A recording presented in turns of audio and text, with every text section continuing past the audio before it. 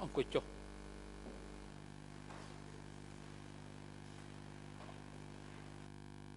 Président, veuillez vous asseoir. Reprise de l'audience.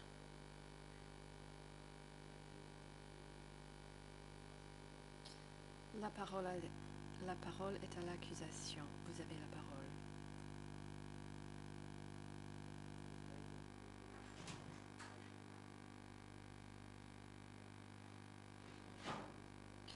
Rebonjour, Monsieur Mesvoun.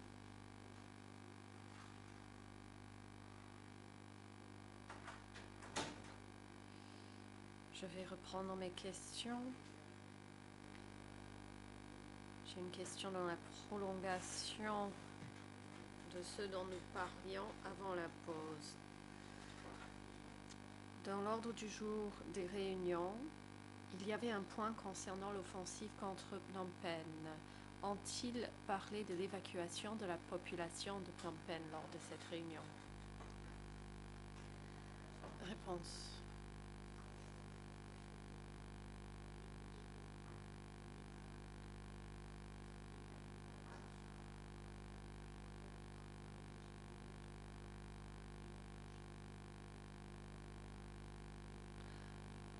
Lors de cette réunion, il n'y a eu aucune mention de l'évacuation de la population de Phnom Penh.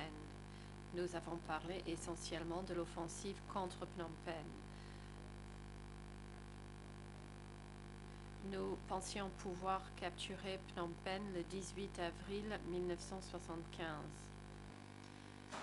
Mais en réalité, nous avons réussi à prendre la ville le 17 avril. Question. Dans ce même document, vous dites qu'une réunion s'est tenue pour planifier l'offensive contre Phnom Penh. Vous mentionnez d'ailleurs l'évacuation de la population.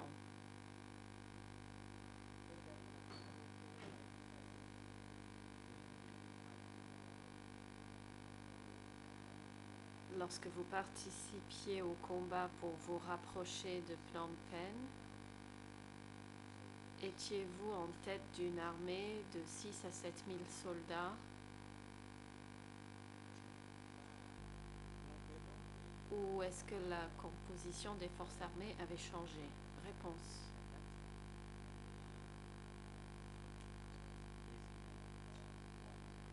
À cette époque, ils ont nommé un régiment qui devait lancer l'attaque depuis une certaine direction sous la supervision du commandant de zone. Question. J'aimerais savoir combien de soldats étaient sous vos ordres directs à cette époque. Vous avez dit à l'enquêteur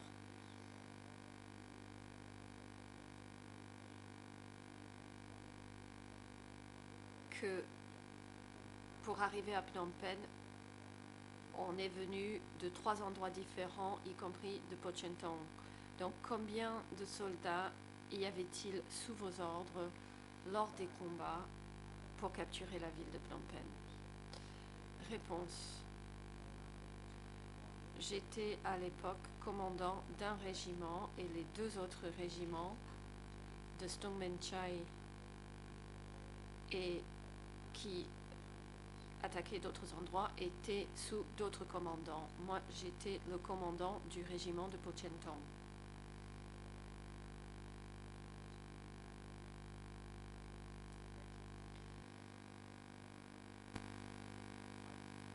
Il y avait un autre régiment qui partait de Bang Prajap.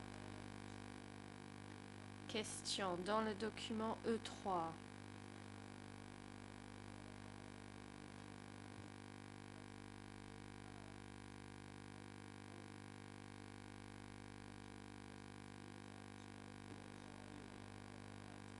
vous dites à la question numéro 3 que votre supérieur hiérarchique vous a dit de ne pas attaquer l'ennemi en cas de retraite ou au cas où il se rendrait. Avez-vous jamais entendu de diffusion à la radio ou d'annonces par tout autre moyen annonçant le fait que les soldats de l'ONOL aient battu une retraite ou se soient rendus? Réponse. Je n'écoutais pas la radio à cette époque. Nous participions à des combats féroces. Nous recevions les ordres du commandant de division et nous suivions ses ordres. Question. Donc, en réalité, avez-vous jamais vu de soldats des forces adverses lever le drapeau blanc pour se rendre? Réponse. En arrivant à Phnom Penh, nous avons vu des drapeaux blancs hissés sur de nombreuses maisons. À ce moment-là, la ville était vide et silencieuse. Question.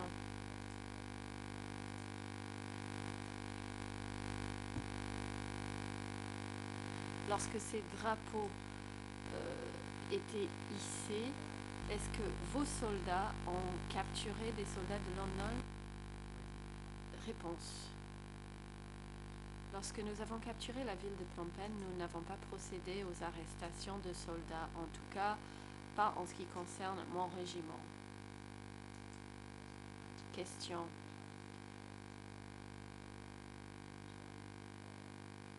Pourriez-vous apporter une précision concernant un terme? Vous dites avoir reçu des instructions de la part de votre supérieur vous interdisant de faire du mal aux soldats qui se rendaient. Est-ce que c'est exact? Réponse. Oui, c'est exact. Question.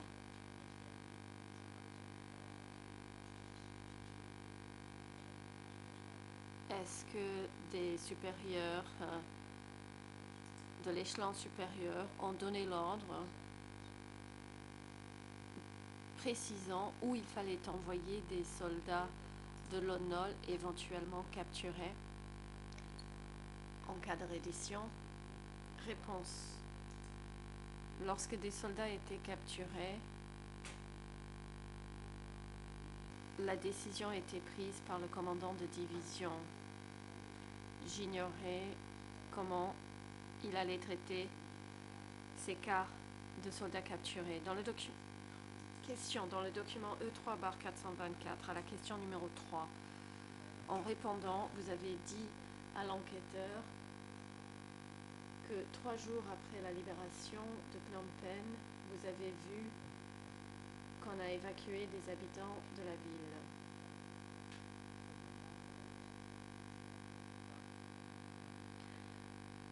Lorsque vous êtes arrivé à Phnom Penh au début, quelles ont été vos impressions de cette ville en général? Réponse. Lorsque je suis arrivée en ville, je l'ai trouvée silencieuse et calme. Il n'y avait personne dans la rue. La situation était calme. Question. Qu'en est-il de vos soldats? Qu'ont-ils fait? Réponse.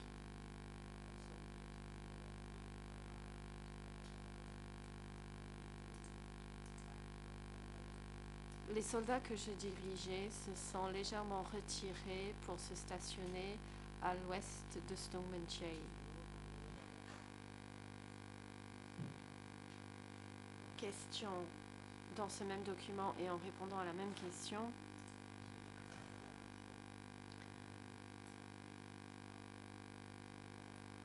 vous dites avoir vu des habitants de Phnom Penh en train d'être évacués de la ville. Savez-vous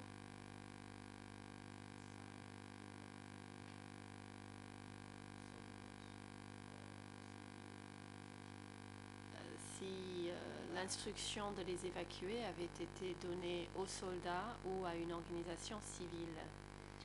Réponse. Pour l'évacuation des civils de la ville de Phnom Penh, moi-même je n'ai jamais reçu d'ordre de la sorte de qui que ce soit. J'ignorais la manière dont cela s'organisait. J'ai simplement entendu que les habitants devaient quitter la ville. Et ceux qui partaient et qui transitaient par les quartiers que nous dirigions, nous les avons simplement autorisés à partir. Question. Dans le même document E3/424, toujours la question numéro 3, vous avez dit aux enquêteurs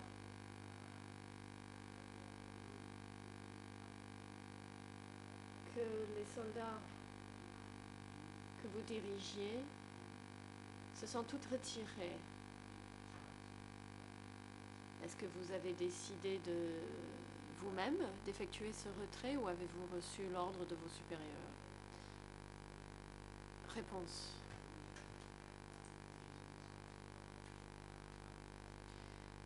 En retirant mes troupes de Phnom Penh,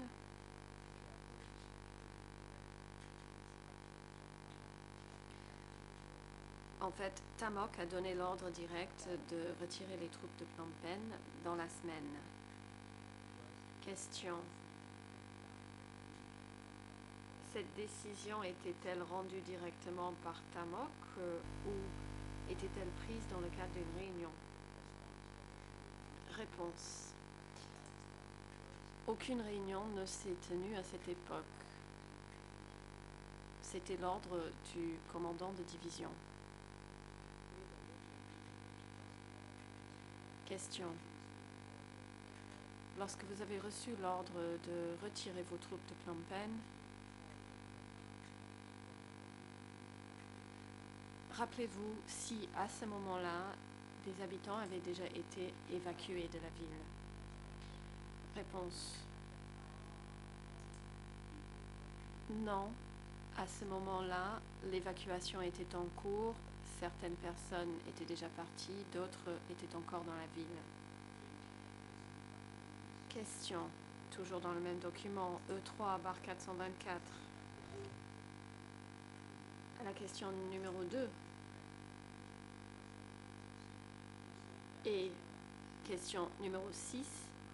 Vous avez dit avoir été le commandant du bataillon 136 du régiment 16 de la division 1 et que vous avez assuré la sécurité et la protection de Ta Son.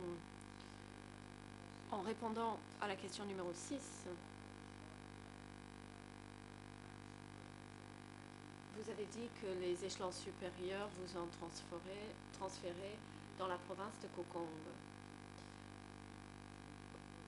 Vous faites référence à la hiérarchie ou aux échelons supérieurs, faites-vous référence au secrétaire de zone ou de division? Le président, témoin, veuillez attendre la défense de Khieu Samphan. Vous avez la parole.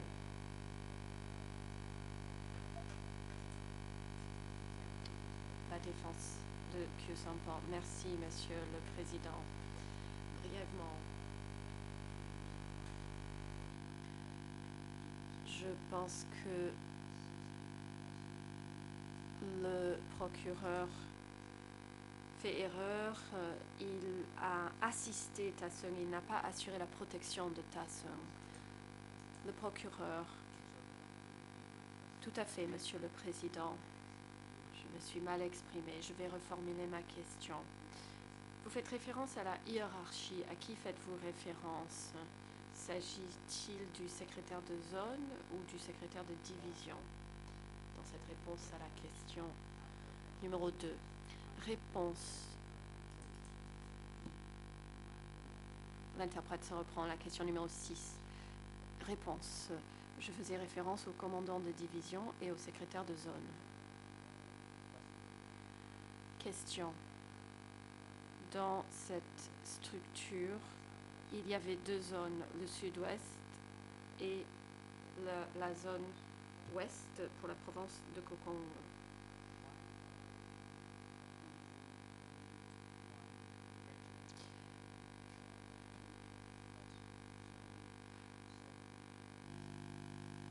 Comment avez-vous réussi à diriger votre régiment vers la zone ouest en toute sécurité?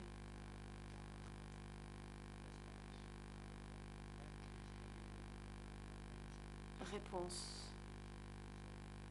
C'était des dispositions prises par la zone et par la division.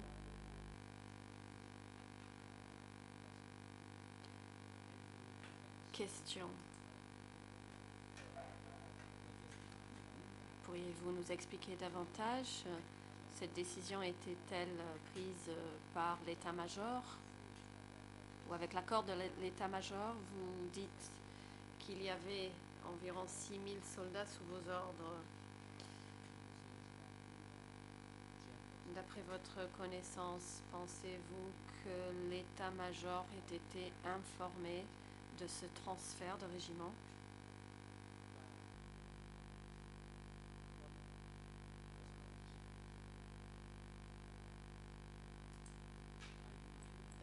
Réponse. Je ne comprends pas très bien la question.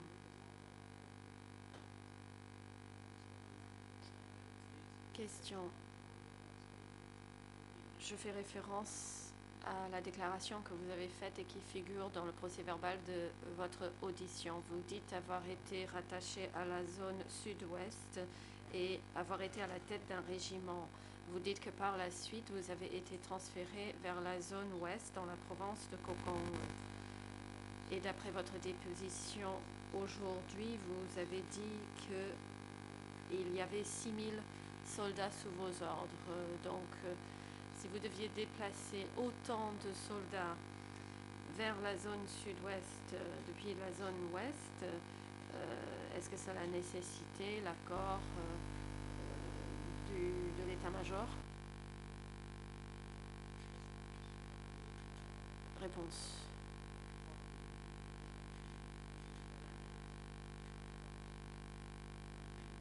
Après la libération, les zones sud-ouest et ouest n'ont pas encore été séparées.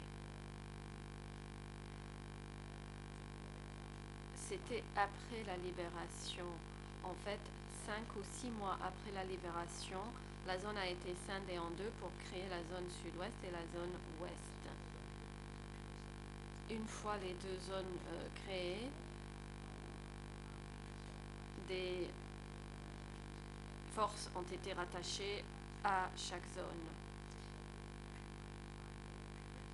Ils m'ont transféré, moi et l'ensemble de mon régiment, à la zone ouest.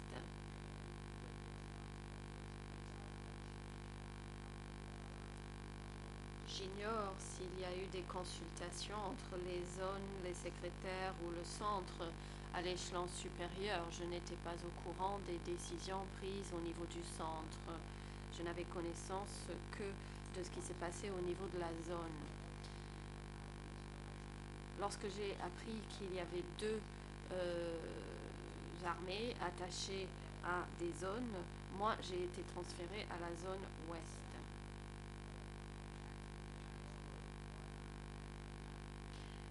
Ils ont en fait transféré un régiment et demi vers la zone ouest.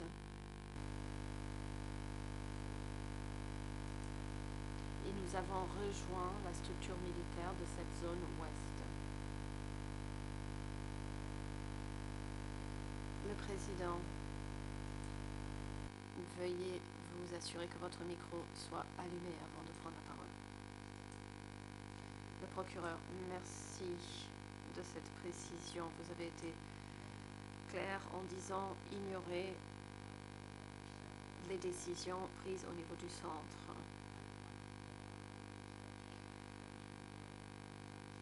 Sur ce même sujet, lorsque vous avez été transféré à la zone ouest et ensuite promu chef adjoint de division,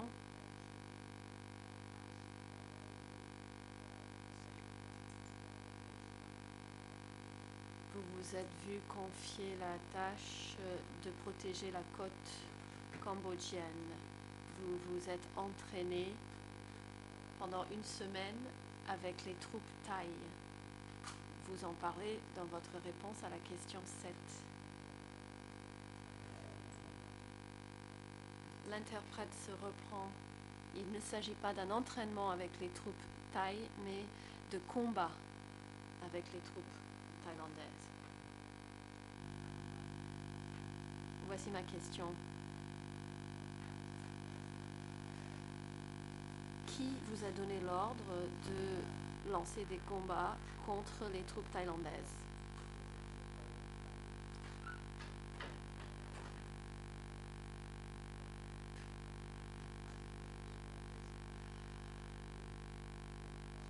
Réponse.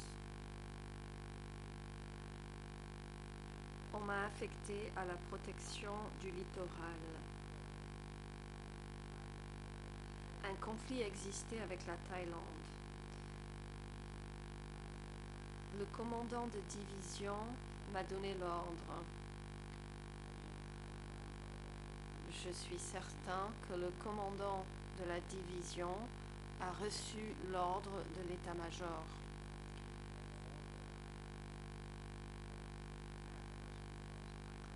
La raison l'ayant poussé à ordonner cette offensive est le fait que la Thaïlande avait empiété sur les eaux territoriales cambodgiennes, notamment en menant des campagnes de pêche avec des agents illégaux dans les eaux cambodgiennes. Question.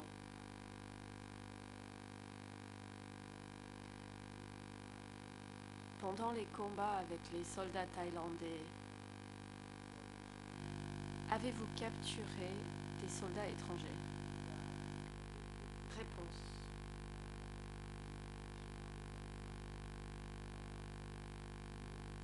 Pendant ces combats, aucun soldat n'a été capturé, ni d'un côté ni de l'autre. Les soldats thaïlandais ont fait appel à leur armée de l'air pour bombarder des îles cambodgiennes dans les eaux territoriales du Cambodge. De notre côté, nous avons fait appel à de l'artillerie pour attaquer leurs avions. Ensuite, nous nous sommes retirés une semaine plus tard. Question. Avez-vous capturé ou arrêté des soldats?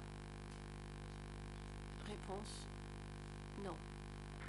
Nous n'avons capturé aucun soldat.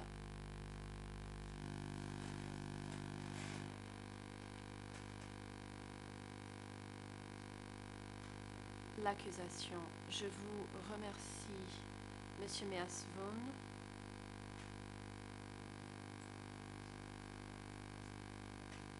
D'avoir répondu à toutes mes questions. Je n'ai plus de questions. Je cède la parole à mon confrère qui a des questions à poser aux témoins. Le président. Merci. Allez-y.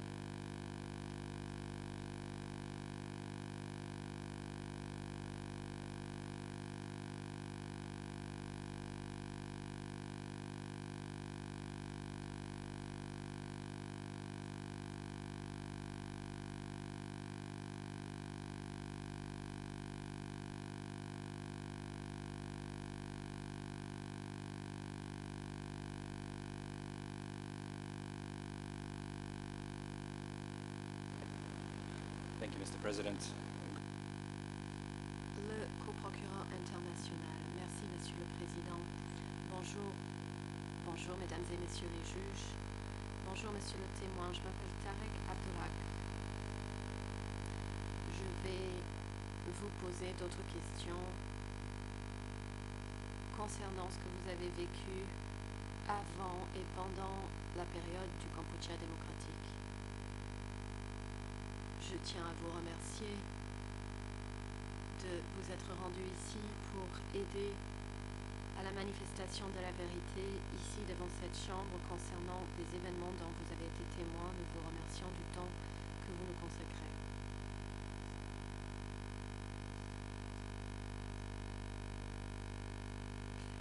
Je vais d'abord vous poser quelques questions dans la suite de celle de mon confrère concernant la même période dont vous avez parlé, c'est-à-dire au début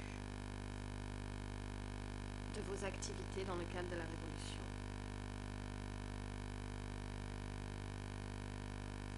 Vous avez dit à mon confrère avoir rallié la Révolution en 1968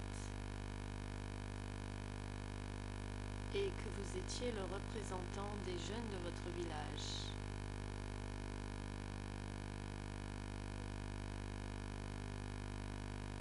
En quoi consistait ce travail? Que faisiez-vous en tant que représentant des jeunes dans votre village?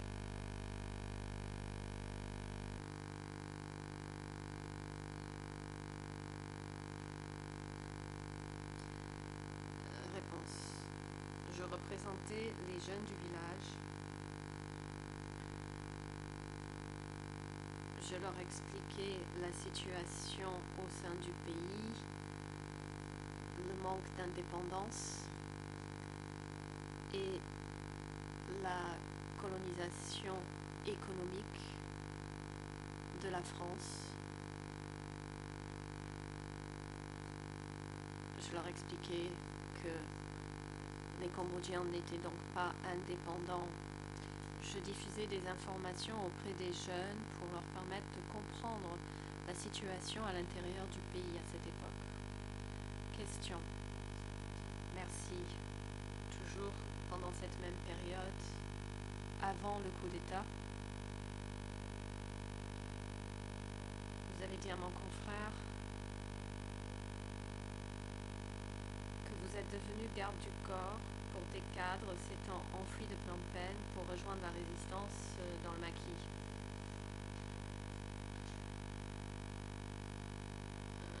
Rappelez-vous à peu près à quel moment cela s'est passé. Vous avez dit avant le coup d'État. Rappelez-vous si c'était en 1968 ou 1969 ou une autre année.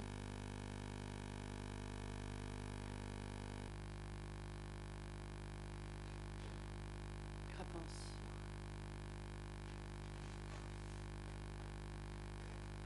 Ces cadres qui avaient quitté Phnom Penh, c'était en 1968, mi-68 ou vers la fin de 1968. Ils ont pris le maquis et j'assurais leur protection.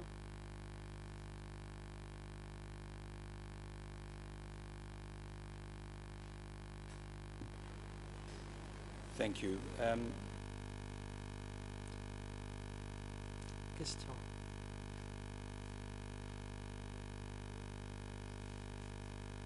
Votre village natal se trouve dans la province de Kampong Speu, dans le district de Phnom Srok.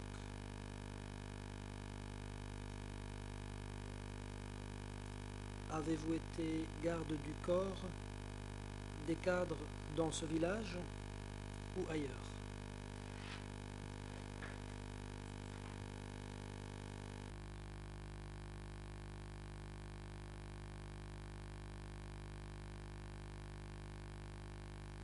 Réponse.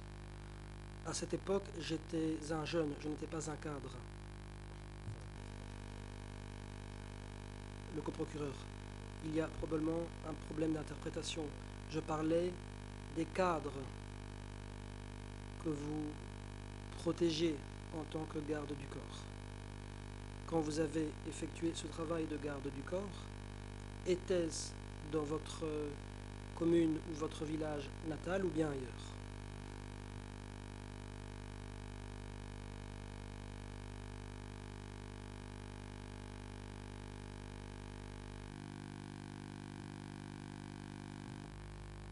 Réponse. J'ai assuré la protection de cadres partiellement dans mon village et partiellement dans d'autres villages ou d'autres provinces. En l'occurrence, Kampong Speu et Kampong Chnang, deux provinces contiguës.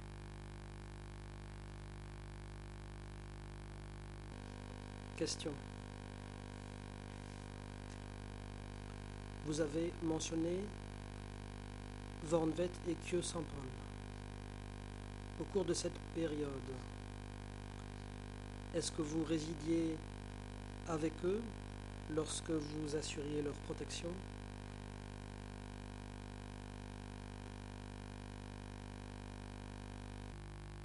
Réponse. Pendant la période où j'assurais leur protection, je les voyais occasionnellement. Je ne séjournais pas avec eux chaque jour. Parfois, je surveillais également les routes qu'ils devaient emprunter. Je ne restais pas auprès d'eux chaque jour. Question.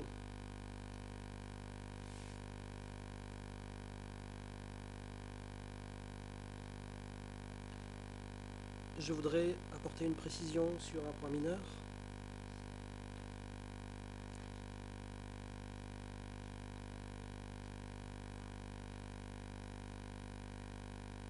Kompongspö et Kompongchnang, était-ce l'endroit où se trouvaient Vonvet et Kjösampan lorsque vous assuriez leur protection?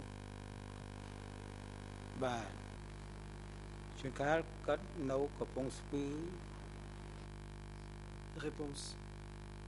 Parfois, il séjournait à Kompongspö, mais pas dans un village, plutôt dans la forêt. On l'appelait la Grande Forêt, Preithom en khmer, dans la province de Kompongspö. Et parfois, il résidait au mont Oral, dans la province de Kompongchnang. Question.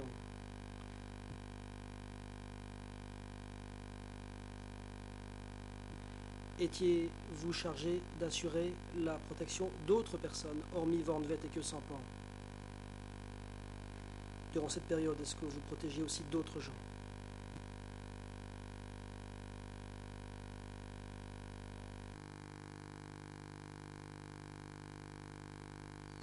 Réponse. Oui, j'ai assuré la protection de ceux qui avaient quitté Phnom Penh ou qui ne pouvaient plus rester dans leur village. Ils étaient une trentaine ou une quarantaine. Parfois, je les escortais également sur la route. Question. Parmi ces gens, y avait-il Hunim ou Huyun?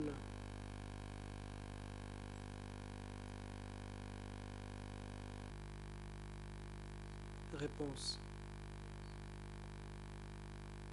Oui, il y avait parmi eux Hunim, Huyun, Kjösampan, Podapuma, ainsi que d'autres dont j'ai oublié le nom. Question.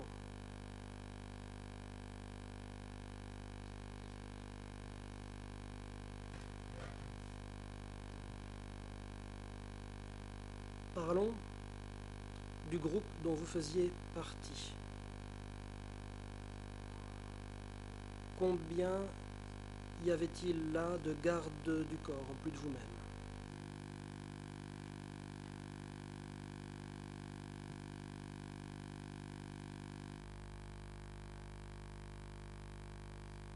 Réponse. En 1968, il n'y avait qu'un groupe, nous étions une vingtaine, mais à compter de 1970, nous étions environ 150.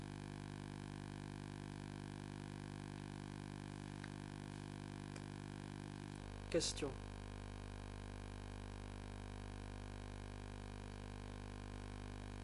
Qui était à la tête de cette unité de 20 personnes? Qui en était responsable?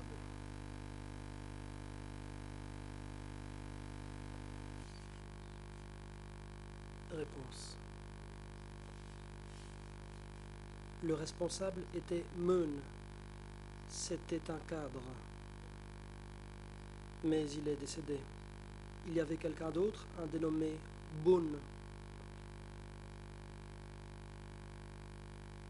Je ne me souviens pas des autres noms. Cette personne-là est décédée. Question.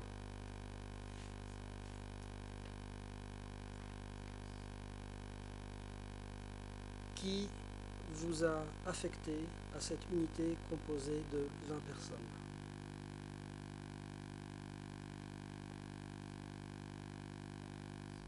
Réponse. Tamok.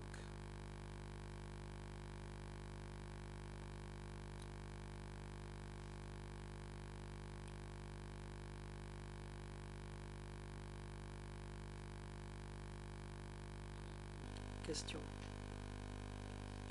Durant cette période,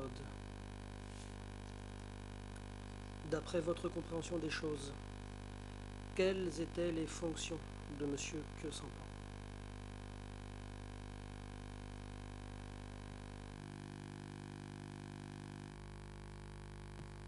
Réponse.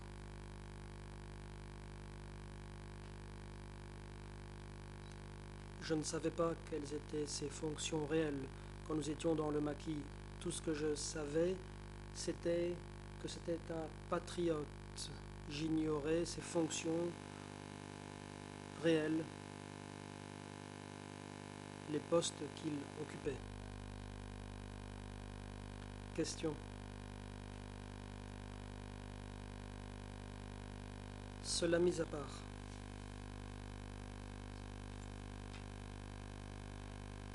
que faisait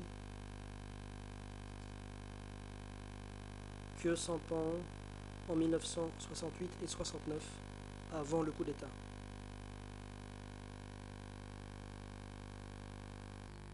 Réponse.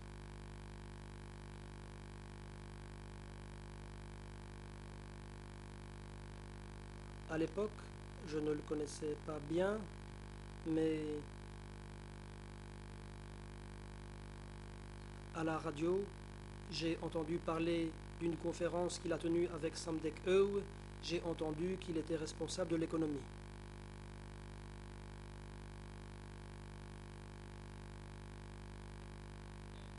Question.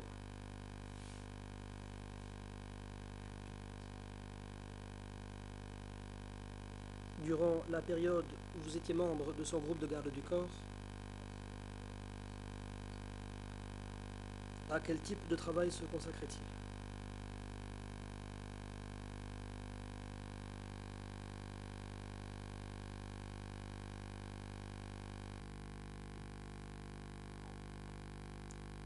Réponse. Pourriez-vous répéter la question? Question. Durant cette période, avant le coup d'État, alors que vous étiez membre de son groupe de garde du corps dans la forêt, que faisait M. Queue-Sampan?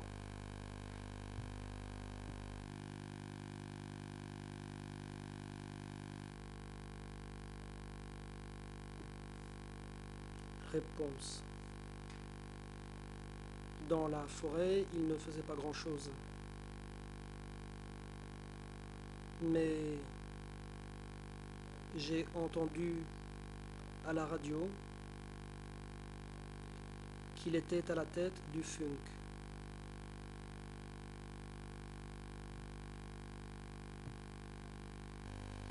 Question. Je voudrais être certain que nous parlons de la même période. Ce qui m'intéresse, c'est la période durant laquelle vous étiez dans la forêt, avant le coup d'État. Je sais que cela remonte à bien longtemps. Avant le coup d'État, est-ce que vous vous rappelez ce que faisait Queue-Sampan dans la forêt?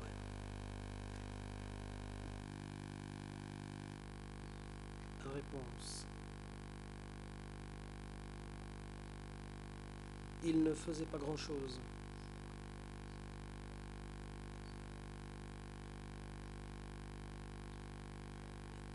Il logeait à un endroit particulier et moi, ailleurs, je ne savais pas exactement ce qu'il faisait. Question.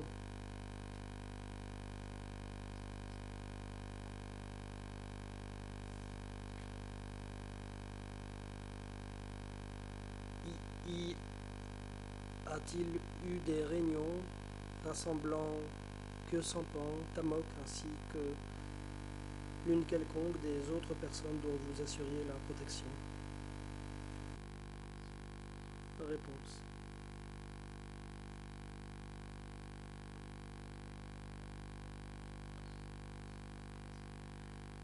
Je ne suis pas au courant de ces réunions, c'était leurs affaires et cela ne me concernait pas. Question. En tant que garde du corps, vous a-t-on jamais demandé de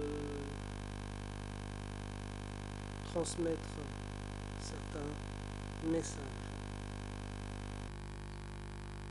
Réponse. Non.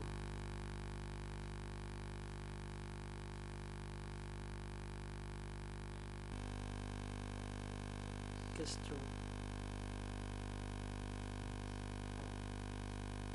Vous avez dit que parfois vous étiez à Kampong Speu, parfois à Kampong Chnang, parfois au mont Oral. Pourquoi ces mouvements? Pourquoi vous déplaciez-vous d'un endroit à l'autre?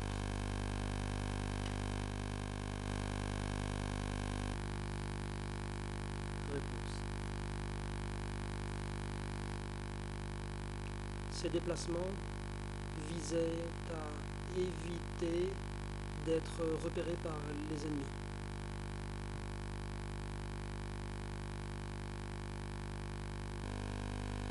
Question. Qui décidait de se déplacer d'un endroit à l'autre?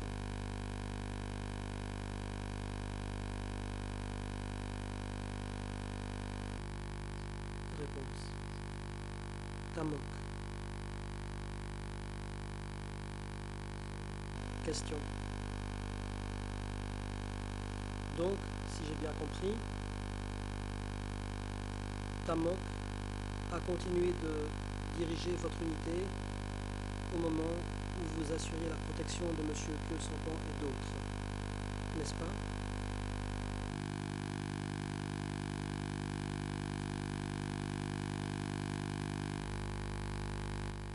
Réponse. Tamok dirigeait tout. Cela allait du travail à l'organisation des forces.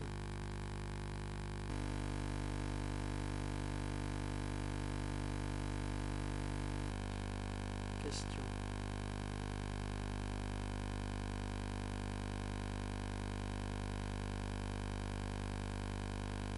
Combien de temps avez-vous continué d'assurer la protection de M. Khieu Samphan et des autres personnes qui se trouvaient en sa compagnie?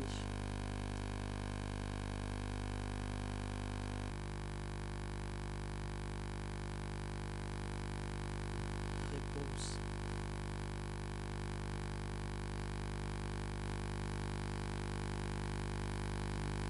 En 1968 et 1969. En 1970, je suis devenu soldat. Question. Quand vous êtes devenu soldat en 1970,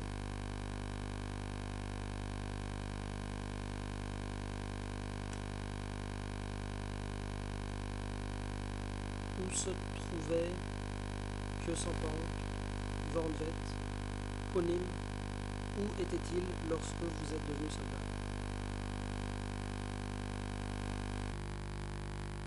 Réponse.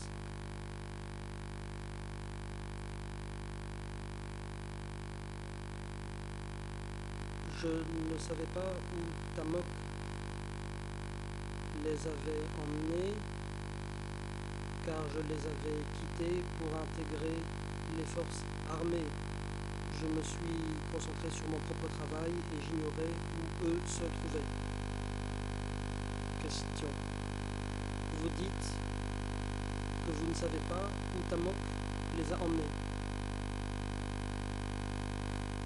Est-ce que cela veut dire qu'à cette époque-là, il se trouvait avec Tamok? Réponse.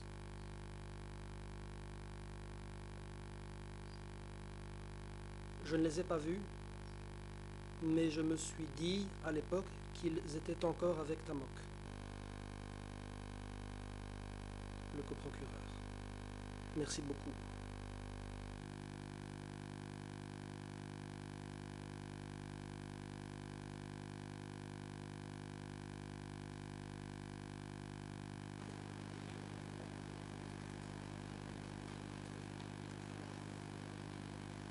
Now,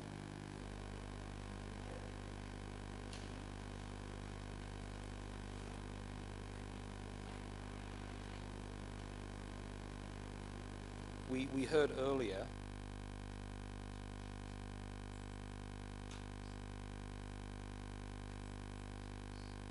Vous avez évoqué certaines batailles, certains champs de bataille. J'aimerais obtenir une précision sur un point.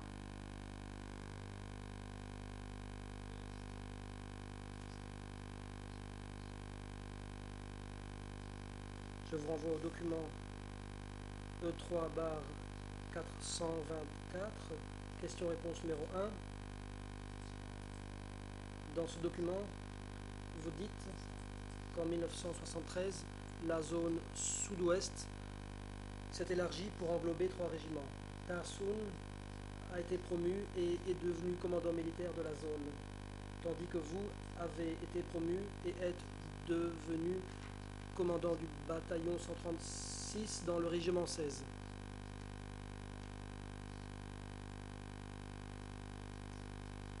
Est-ce bien exact?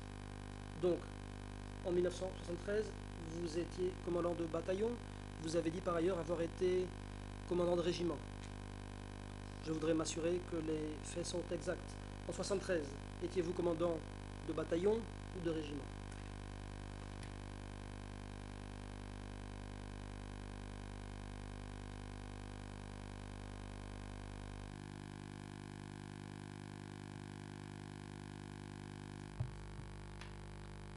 Réponse.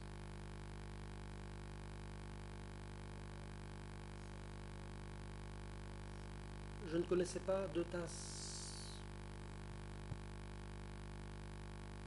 Je ne connaissais pas de ta song, je connaissais seulement ta sung. En 1970, j'étais dans le bataillon. En 1975, je suis devenu chef de régiment. C'est ta sung et non pas ta song qui m'a nommé à ce poste. Le coprocureur, merci d'avoir corrigé ma prononciation. Je voulais dire song. Nous parlons bien la même personne. Vous avez été élevé au rang de commandant de régiment en 1975.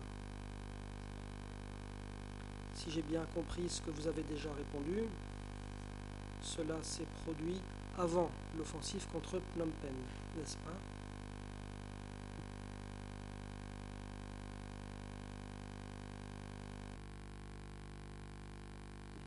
Réponse. Oui. Question.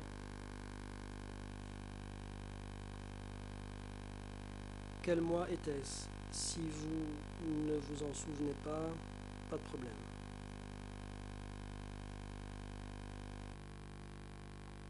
Réponse. Je ne me souviens pas de la date. À l'époque, j'étais sur le champ de bataille.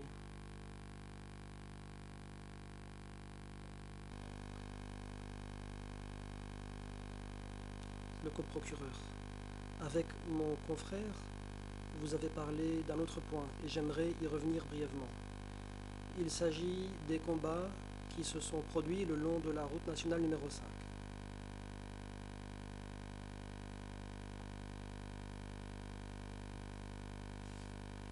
Si j'ai bien compris, vous dites avoir participé à des batailles à Krakow, puis Kampong Chhnang, puis Phnom Penh.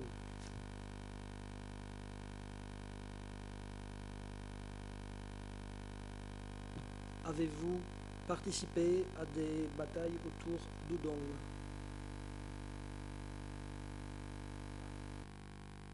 Réponse: oui.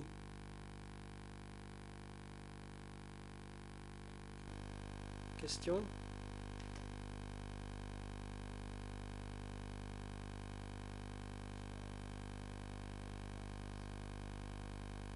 pouvez-vous décrire ces batailles? À quel moment ces batailles autour d'Udong ont-elles eu lieu et à quel moment les troupes Khmer rouges ont-elles pris le contrôle d'Udong?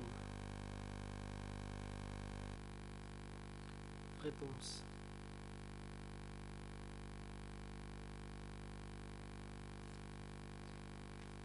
durant les combats le long de la route nationale numéro 5,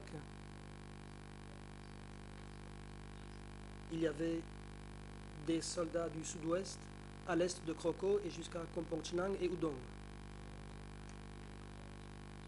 Nous étions sous la responsabilité générale de Tamok, puis de Ta Seung. Nous avons combattu le long de la route jusqu'à Udong. Parfois nous remportions des victoires, parfois nous étions vaincus.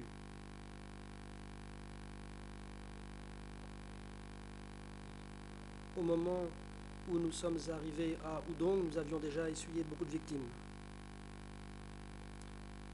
à cause des bombardements et des tirs d'artillerie. Au moment de notre arrivée à Udong, c'était à une date qui m'échappe, mais c'était en 73 ou 74.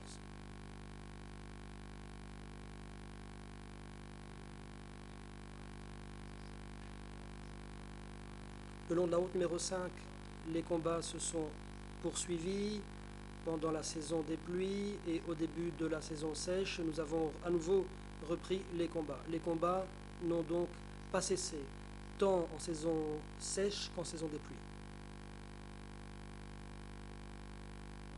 Question: vous avez fini par prendre contrôle de la ville d'Udong?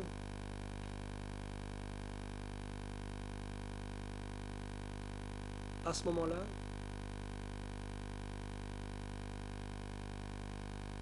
qu'est-il advenu de la population de cette ville? Est-ce que vous vous en souvenez? La population est-elle restée sur place? Est-elle partie? Quels sont vos souvenirs de ces événements? Réponse: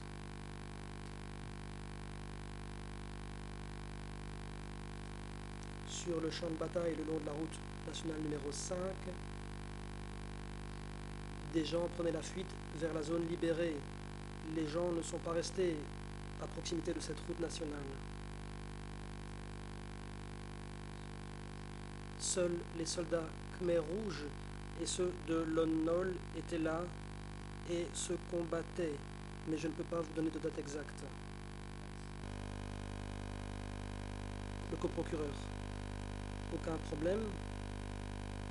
Donc, la population d'Udong avait déjà pris la direction des zones libérées au moment de la bataille pour le contrôle de cette ville. N'est-ce pas?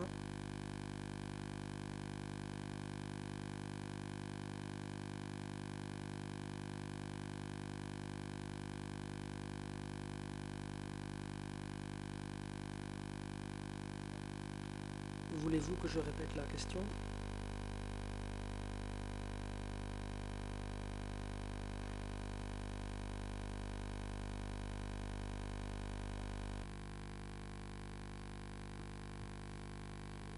Réponse: je vous en prie, oui. Le co-procureur: je comprends que vous devez être très fatigué. Nous en avons bientôt terminé pour aujourd'hui. Nous parlions de la situation des gens qui prenaient la fuite vers les zones libérées. Il n'y avait donc plus que des soldats sur le champ de bataille. Ma question était la suivante: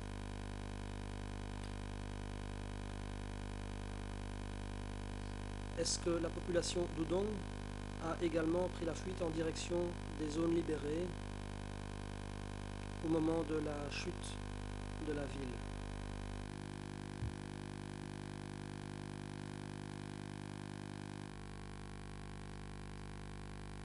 Réponse. Effectivement. Question. Combien d'habitants comptait cette agglomération?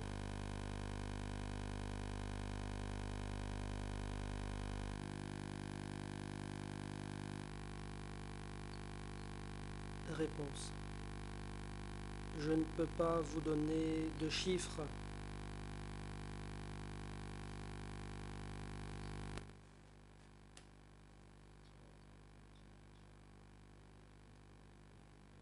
Il y avait des gens qui s'occupaient de la population locale à l'arrière. Moi, j'étais sur le front et donc j'ignorais le nombre exact d'habitants. Question. Y avait-il quelqu'un qui était chargé d'amener ces gens vers l'arrière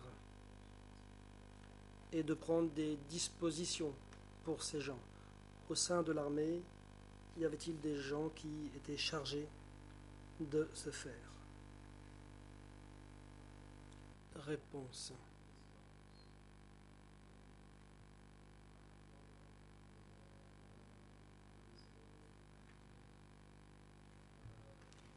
Il y avait des commandants de division, il y avait les chefs de village, ces gens coopéraient, mais je ne connaissais pas tous les chefs de village. Eux étaient prêts à accueillir les gens en zone libérée.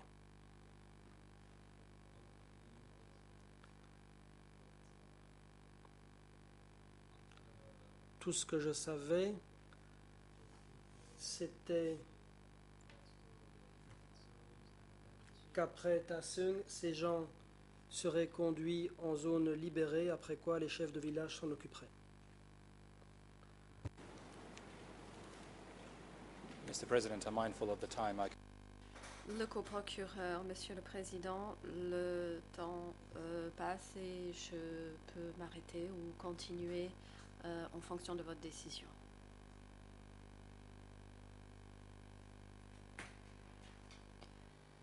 Le Président, merci.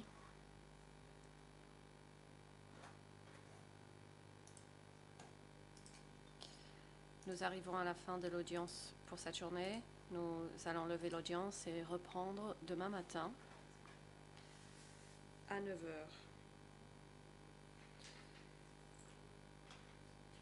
Demain, la déposition de ce témoin se poursuivra avec les questions du procureur et des co-avocats principaux des parties civiles. Monsieur Mesvoun, votre déposition n'est pas terminée. Vous devez comparaître ici à nouveau demain matin à 9 h. Votre avocat devra y être également. Huissier d'audience, veuillez vous occuper des moyens de transport permettant au témoin de rentrer chez lui et de faire en sorte qu'il revienne demain matin. Garde de sécurité, vous devez raccompagner les accusés Nunchia et Kyu Sampan au centre de détention et les ramener ici à 9 h. L'audience est levée.